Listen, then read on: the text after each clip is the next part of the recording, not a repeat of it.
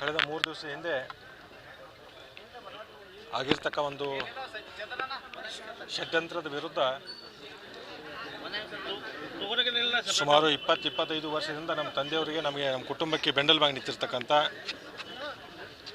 ಅಥಣಿ ಮತಕ್ಷೇತ್ರದ ಪೂಜ್ಯ ರೈತ ಬಾಂಧವರು, ನಮ್ಮೆಲ್ಲರ ಅಭಿಮಾನಿಗಳು, ನಮ್ಮೆಲ್ಲರ ಹಿತೈಷಿಗಳು ಸೇರಿ ಸುಮಾರು 10-15 ಸಾವಿರಕ್ಕಿಂತ ಅಧಿಕ ಜನ ಸೇರಿ ಇವತ್ತು ಆ ಷಡ್ಯಂತ್ರದ ವಿರುದ್ಧ ಮಾಡಿರ್ತಕ್ಕಂಥ ಪ್ರತಿಭಟನೆ. ಬಹುಶಃ ಇವತ್ತು ಸೇರಿರ್ತಕ್ಕಂಥ 16,000 ಜನರಿಗೆ ನಿಮ್ಮೆಲ್ಲರ ಸುದ್ದಿವಾಹಿನಿ ಮುಖಾಂತರ ಅವರ ಪಾದಗಳಿಗೆ ಹಣೆ ಹಚ್ಚಿ ಅವರೆಲ್ಲರಿಗೂ ಕೂಡ ತುಂಬಿರೋ ಧನ್ಯವಾದಗಳನ್ನ ನಮ್ಮ ಕುಟುಂಬದ ಪರವಾಗಿ ಸಂದರ್ಭದಲ್ಲಿ ಸಲ್ಲಿಸಲಿಕ್ಕೆ ಬಯಸ್ತೀನಿ. ಪ್ರಮುಖವಾಗಿ ಎಫ್ಐಆರ್ ದಾಖಲಾಗಿರುವಂಥದ್ದು ತಮ್ಮ ತಂದೆ ವಿರುದ್ಧ ತಮ್ಮ ವಿರುದ್ಧ ಬೆಳಗ್ಗೆ ನನಗೂ ಕೂಡ ಸುದ್ದಿ ಬಂತು. ನಿನ್ನೆ ಸಾಯಂಕಾಲ ಮೊನ್ನೆ ನಡೆದಿರ್ತಕ್ಕಂಥ ಘಟನೆಯಲ್ಲಿ ತಂದೆಯವ್ರ ಮೇಲೆ ನನ್ನ ಮೇಲೆ ಎಫ್ಐಆರ್ ದಾಖಲಾಗಿರ್ತಕ್ಕಂಥದ್ದು. ಇನ್ನೂ ನನಗೂ ಕೂಡ ಯಾವುದೇ ಥರದ ಎಫ್ಐಆರ್ ಕಾಪಿ ಆಗಲಿ ನೋಟಿಸ್ ಆಗಲಿ ಬಂದಿಲ್ಲ. ಇವತ್ತು ನಾಳೆ ಬಂದರೆ ಖಂಡಿತವಾಗಿ ನಾವು ಕಾನೂನಿಗೆ ಗೌರವ ಕೊಡ್ತೀವಿ. ಅಧಿಕಾರಿಗಳಿಗೆ ನಿಷ್ಪಕ್ಷಪಾತವಾಗಿ ತನಿಖೆ ಆಗಬೇಕು. ಈ ನಡೆದಿರ್ತಕ್ಕಂಥ ಘಟನೆ ಹಿನ್ನೆಲೆಯಲ್ಲಿ ಯಾರಿದ್ದಾರೆ, ಯಾರು ಇವತ್ತು ಇದನ್ನು ಪ್ರಚೋದನೆ ನೀಡಿ ನಮ್ಮನೆಗೆ ಅವರನ್ನು ಕಳಿಸಿದರು, ಈ ಘಟನೆ ಆಗಲಿಕ್ಕೆ ಹಿನ್ನೆಲೆಯಲ್ಲಿ ಯಾರಿದ್ದಾರೆ ಅಂತೇಳಿ ತನಿಖೆಯಲ್ಲಿ ಆಗಬೇಕು. ಬಹಿರಂಗ ಆದ ತಕ್ಷಣ ಕೂಡ ತಮ್ಮನ್ನೆಲ್ಲನೂ ಕೂಡ ಕರೆದು ಅವರ ಹೆಸರನ್ನು ಪ್ರಸ್ತಾಪ ಮಾಡ್ತಕ್ಕಂಥ ಕೆಲಸ ಮಾಡ್ತೀವಿ. ಅಧಿಕಾರಿಗಳು ನಿಷ್ಪಕ್ಷಪಾತವಾಗಿ ತನಿಖೆ ನಡೆಸಬೇಕು. ಇವತ್ತು ನಮಗೆ ಬಂದಿರತಕ್ಕಂಥ ಈ ಆರೋಪ ಖಂಡಿತವಾಗಿ ನನಗೆ ವಿಶ್ವಾಸ ಇದೆ, ನಮ್ಮ ತಂದೆಯವರು ನಾನು ಈ ಆರೋಪದಿಂದ ಮುಕ್ತರಾಗ್ತೀವಿ. ಯಾಕಂತಂದರೆ 25-30 ವರ್ಷಗಳ ಇತಿಹಾಸದೊಳಗೆ, ರಾಜಕಾರಣ ಇತಿಹಾಸದೊಳಗೆ ಯಾವುದೇ ಕೂಡ ಈ ಥರದ ಘಟನೆ, ಈ ಥರದ ಆರೋಪ ನಮ್ಮ ಮೇಲೆ ಬಂದಿರಲಿಲ್ಲ. ಇವತ್ತು ಷಡ್ಯಂತ್ರ ರೂಪಿಸಿ ನಮ್ಮ ಮೇಲೆ ಆರೋಪ ಮಾಡ್ತಕ್ಕಂಥ ಕೆಲಸ ನಮ್ಮ ರಾಜಕೀಯ ವಿರೋಧಿಗಳು ಮಾಡಿದಾರಂತ ಸಂದರ್ಭದಲ್ಲಿ ಹೇಳಕ್ಕೆ ಬಯಸ್ತೀನಿ. ಬಹುಶಃ ಇವತ್ತು ನಿಂಗರಾಜ್ ಕರೆಣ್ಣವರನ್ನು ಮೂಲತಃ ಶಿರಟ್ಟಿ ಗ್ರಾಮದವರು. ಅವರನ್ನು DCC ಬ್ಯಾಂಕ್ನಲ್ಲಿ ಒಂದು ನಯಾ ಪೈಸೆ ದುಡ್ಡು ತೆಗೆದುಕೊಳ್ಳಲಾರೆ ಅವ್ರ ನೌಕರಿಗೆ ಹಚ್ಚಿರ್ತಕ್ಕಂಥ ನಮ್ಮ ತಂದೆಯವರು. ಇವತ್ತು ಅವನು 1-1.5 ಲಕ್ಷ ರೂಪಾಯಿ ಸಂಬಳ ತಗೋತಕ್ಕಂಥ ಹಿನ್ನೆಲೆ ಒಳಗೆ ಬಹುಶಃ ಇವತ್ತು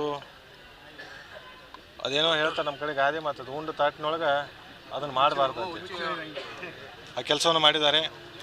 ಬಹುಶಃ ಅವನು ರಾಯಬಾಗ ತಾಲೂಕಿನಲ್ಲಿ ಕೆಲಸ ಮಾಡ್ತಕ್ಕಂಥದ್ದು ಕೂಡ ನಮಗೆ ಗೊತ್ತಿದೆ. ರಾಯಬಾಗ ತಾಲೂಕಿನಲ್ಲಿ ಕೆಲಸ ಮಾಡ್ತಕ್ಕಂಥ ಒಬ್ಬ ಸಿಬ್ಬಂದಿಗೆ ಅಥಣಿ ತಾಲೂಕಿನಲ್ಲಿ ಏನು ಕೆಲಸ? ಯಾಕಂದರೆ ಶನಿವಾರ ದಿವಸ ಅವರು ರಜೆಯೂ ಹಾಕಿರಲಿಲ್ಲ. ಬೆಳಗ್ಗೆ 11 ಸುಮಾರು ಅಥಣಿ DCC ಬ್ಯಾಂಕ್ನಲ್ಲಿ ಕೆಲಸ ಮಾಡ್ತಕ್ಕಂಥ ಸಿಬ್ಬಂದಿಗಳು ಅವರು ವೈಯಕ್ತಿಕ ಕೆಲವೊಂದು ಸಮಸ್ಯೆಗಳನ್ನು ನಮ್ಮ ತಂದೆಯವ್ರ ಗಮನಕ್ಕೆ ತರಲಿಕ್ಕೆ ನಮ್ಮ ಮನೆಗೆ ಬಂದಿದ್ದರು. ಇವನು ನಾವೇನು ಕರೆಸಿರಲಿಲ್ಲ, ಇವನು ಬಾ ಅಂತೂ ನಾವು ಹೇಳಿರಲಿಲ್ಲ. ಸ್ವಯಂ ಪ್ರೇರಿತ ತಾನೇ ಬಂದ. ನಮ್ಮ ತಂದೆಯವ್ರಿಗೆ ಏಕವಚನದಲ್ಲಿ ಮಾತಾಡ್ತಕ್ಕಂಥ ಸಂದರ್ಭದೊಳಗೆ ನಮ್ಮ ಕಾರ್ಯಕರ್ತರು ಕೆಲವೊಂದು ಕೋಪಗೊಂಡು ಅವನನ್ನು ನೂಕಾಡಿ ಅವನನ್ನು ಕೆಳಗಡೆ ತರ್ತಕ್ಕಂಥ ಸಂದರ್ಭ ಕಾಲು ಜಾರಿ ಬಿದ್ದು ಅವನಿಗೆ ನಮ್ಮ ಒಂದು ಟೇಬಲ್ ಬಡ್ತಿರ್ತಕ್ಕಂಥ ಹಿನ್ನೆಲೆ ಅವ್ನು ತಲೆ ಗಾಯ ಆಗಿರ್ತಕ್ಕಂಥದ್ದು. ಬಹುಶಃ ಇವತ್ತು ರಾಜಕೀಯ ನಾಯಕರು ತಮ್ಮ ಬೇಳೆ ಬೇಯಿಸಿಕೊಳ್ತಕ್ಕಂಥ ಕೆಲಸ ಮಾಡ್ತಾ ಇದ್ದಾರೆ. ಬಹುಶಃ ನಮಗೂ ಕೂಡ ರಾಜಕಾರಣ ಮಾಡ್ತಕ್ಕಂಥದ್ದು ಗೊತ್ತಿದೆ.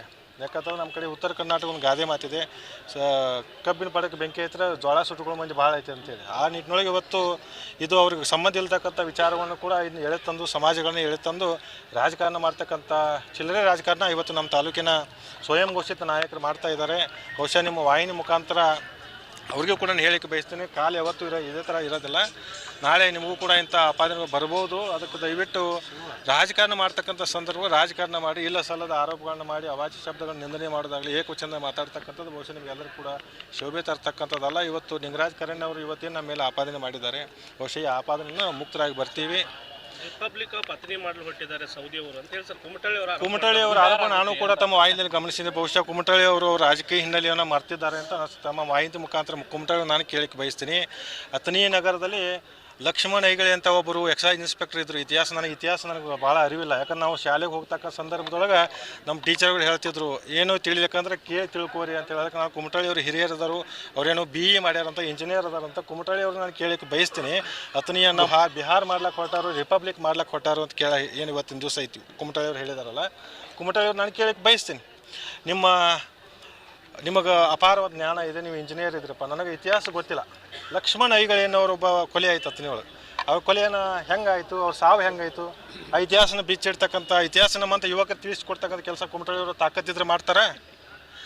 ಬಹುಶಃ ಅವರಿಗೆ ಆ ಇತಿಹಾಸ ಗೊತ್ತಿರ್ಲಿಕ್ಕಂದ್ರೆ ಅವ್ರ ಗುರುಗಳನ್ನ ಹೋಗಿ ಕೇಳ್ಕೊಂಡು ಬಂದ್ರೆ ಅದು ಇತಿಹಾಸ ಎಲ್ಲರಿಗೂ ಗೊತ್ತಾಕೈತೆ ಅನ್ನೋ ಮಾತನ್ನು ಕೂಡ ಈ ಸಂದರ್ಭ ನಾನು ಹೇಳಿಕ್ಕೆ ಬಯಸ್ತೀನಿ.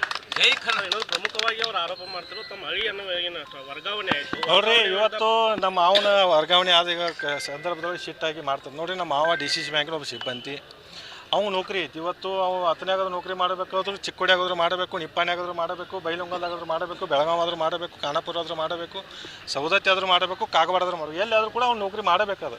ಯಾಕಂತಂದ್ರೆ ಸುಮ್ಮನೆ ಇದು ಷಡ್ಯಂತ್ರ ರೂಪಿಸಿ ಇದನ್ನ ಅಪಾದನೆಯನ್ನು ಮೇಲೆ ತರಬೇಕು. ಅದನ್ನು ಈ ಥರ ಅವು ಅಡ್ಯಾನ್ ಟ್ರಾನ್ಸ್ಫರ್ ಆಯ್ತು, ಶೀಟ್ ಆದರೂ ಅಂತ ಜೋಡಿಸುವಂಥ ಕೆಲಸ ಚಿಲ್ಲರೆ ರಾಜಕಾರಣ ಮಾಡ್ತಕ್ಕಂಥದ್ದು ಬಹುಶಃ ಅವ್ರು ಶೋಭೆ ತರ್ತಕ್ಕಂಥದ್ದಲ್ಲ. ಅದಕ್ಕೆ ಈ ಸಂದರ್ಭದೊಳಗೆ ನಮ್ಮ ತಾಲೂಕಿನ ಎಲ್ಲ ಜನರಿಗೆ ನಾನು ಒಂದೇ ಮಾತು ಹೇಳಕ್ಕೆ ಬಯಸ್ತೀನಿ, ಈ ಆರೋಪದಲ್ಲಿ ನಾವು ಯಾವುದೇ ಥರದ ಹುರುಳಿಲ್ಲ.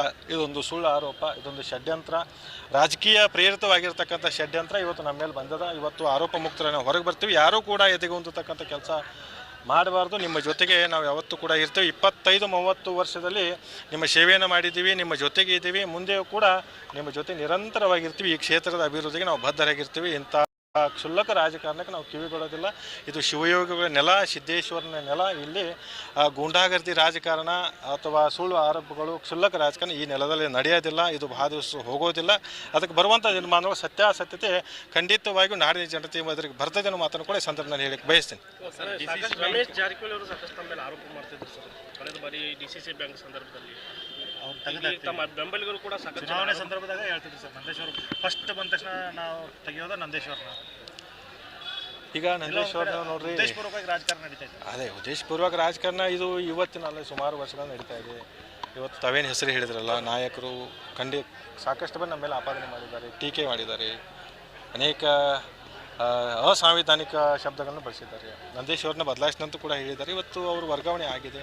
ಬಹುಶಃ ಇದರಿಂದ ಯಾವುದೇ ಥರದ ತೊಂದರೆ ಆಗಿದೆ. ಯಾಕಂತಂದರೆ ಆನೆ ಸಾಕಿದ್ರು ಅಂದ್ರೆ ಮಾವತ್ತು ಇಲ್ಲದೆ ಇದ್ರೂ ಕೂಡ ಸಾಕಬೇಕು, ಮಾವತ್ತು ಇದ್ರೂ ಕೂಡ ಸಾಕಬೇಕು. ಇವತ್ತು ಆನೆ ಸಾಕಿದ್ದು ಇವತ್ತು DCC ಬ್ಯಾಂಕ್ ಮುಖಾಂತರ ಸೊಸೈಟಿಗಳನ್ನು ಬೆಳೆಸಿದ್ದೀವಿ. ಸುಮಾರು 122 ಸೊಸೈಟಿಗಳವರು ಮಾಡಿ DCC ಬ್ಯಾಂಕಿನೊಳಗೆ ನಮ್ಮ ಪರವಾಗಿ ನಿಂತು ನಮಗೆ ಮತ ಚಲಾಯಿಸಿದ ಆ ಎಲ್ಲ ಸಹಕಾರಿ ಸಂಘಗಳನ್ನು ಉಳಿಸ್ತಕ್ಕಂಥ ಬೆಳೆಸ್ತಕ್ಕಂಥ ಕೆಲಸ ಮಾಡ್ತೀವಿ.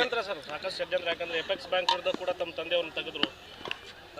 ಷಡ್ಯಂತ್ರ ಇದು ಇವತ್ತಿಂದಲ್ಲ, ಇವು ಸುಮಾರು 6-7 ವರ್ಷಗಳಿಂದ ಈ ಷಡ್ಯಂತ್ರಗಳು ನಡೀತಾ ಇದ್ದಾವೆ. ರಾಜಕೀಯವಾಗಿ ಹೆಂಗಾದರೂ ಮಾಡಿ ಲಕ್ಷ್ಮಣ್ ಸವದಿ ಅವರನ್ನು ತಲೆ ತೆಗೆಸಬೇಕು, ಲಕ್ಷ್ಮಣ್ ಸವದಿ ಅವರನ್ನು ಮುಗಿಸ್ಬೇಕು ಅಂತ ಏನು ಮಾಡಿದಾರಲ್ಲ, ಬಹುಶಃ ಅದು ಆಗಲಿಕ್ಕಿಲ್ಲ. ಯಾಕಂದರೆ ಒಬ್ಬ ರೈತನ ಮಗ ಮಾಡಿರ್ತಕ್ಕಂಥ ಸೇವೆ ಜನ ಮನ್ನಣೆ ಹಾಕ್ತಾರೋ. ಇವತ್ತು ಲಕ್ಷ್ಮಣ ಸವದಿ ಅವ್ರ ಜೊತೆಗೆ ಜನ ಬೆಂಬಲ. ಯಾಕಂದರೆ ತಾವು ಇವತ್ತು ನಾನು ಪ್ರತಿಭಟನೆ ನಾನು ಭಾಗಿಯಾಗಲಿಲ್ಲ, ನಾನು ಮನೆಯಲ್ಲೇ ಇದ್ದೆ. ತಾವೆಲ್ಲರೂ ಕೂಡ ನೋಡಿದ್ದೆ ಜನಸಾಗರ. ಯಾಕಂದರೆ ಸ್ವಯಂ ಪ್ರೇರಿತವಾಗಿ ಬಂದಿರತಕ್ಕಂಥ ಜನ 10-15 ಸಾವಿರ ಜನ ಇವತ್ತೇನು ಬಂದಿದ್ದಾರಲ್ಲ. ಬಹುಶಃ ಕಳೆದ 23ನೇ ಇಸ್ವಿಯಲ್ಲಿ ಕೂಡ ಜನ ಉತ್ತರ ಕೊಟ್ಟಿರ್ತಕ್ಕಂಥದ್ದು ಕೂಡ ರಾಜ್ಯದ ಜನ ನೋಡಿದ್ದಾರೆ. ಬರುವಂಥ ದಿನಮಾನವೂ ಕೂಡ ಇನ್ನೂ 10 ಹಲವು ಕೆಲಸ ಮಾಡ್ತೀವಿ, ಇನ್ನೂ 10 ಹಲವು ಅಭಿವೃದ್ಧಿ ಕೆಲಸಗಳನ್ನು ಮಾಡಿ ಜನರ ಮನಸ್ಸನ್ನು ಗೆಲ್ತಕ್ಕಂಥ ಕೆಲಸ ಮಾಡಿದ್ವಿ. ಅಥಣಿ ಕ್ಷೇತ್ರವನ್ನು ಮಾದರಿ ಕ್ಷೇತ್ರವನ್ನಾಗಿ ಮಾಡೋಕ್ಕೆ ಖಂಡಿತವಾಗಿ ನಾವು ಪ್ರಾಮಾಣಿಕ ಪ್ರಯತ್ನ ಮಾಡ್ತೀವಿ. ಬಹುಶಃ ಅಥಣಿ ಕ್ಷೇತ್ರದಾಗ ಹೊರಗಿನವ್ರು ಯಾರು ಬಂದರೂ ಕೂಡ ಇಲ್ಲಿ ಅವರ ಬ್ಯಾಳಿ ಬೇಯೋದಿಲ್ಲ ಮಾತನ್ನು ಕೂಡ ಈ ಸಂದರ್ಭದಲ್ಲಿ ಹೇಳಕ್ಕೆ ಬಯಸ್ತೀನಿ. ಕೊನೆಯದಾಗಿ ಷಡ್ಯಂತ್ರ ಮಾಡೋರಿಗೆ ಏನು ಎಚ್ಚರಿಕೆ ಕೊಡ್ತಾರೆ? ಸೌದಿ ಕುಟುಂಬ ಏನು ಎಚ್ಚರಿಕೆ ಕೊಡುತ್ತೆ ಸರ್? ಎಚ್ಚರಿಕೆ ಕೊಡುವಷ್ಟು ದೊಡ್ಡವರು ನಾವಲ್ಲ, ನಾವು ಜನಸಾಮಾನ್ಯರ ಮಧ್ಯದಲ್ಲಿರೋರು. ಅದಕ್ಕೆ ಏನು ಎಚ್ಚರಿಕೆ ಕೊಡಬೇಕು, ಅದಕ್ಕೆ ಏನು ಉತ್ತರ ಕೊಡಬೇಕು ನಮ್ಮ ಜನ ಕೊಡ್ತಾರೆ. ಅದಕ್ಕೆ ನಾವೇನೋ ಅದಕ್ಕೆ ಅಂತ ರಾಜಕಾರಣ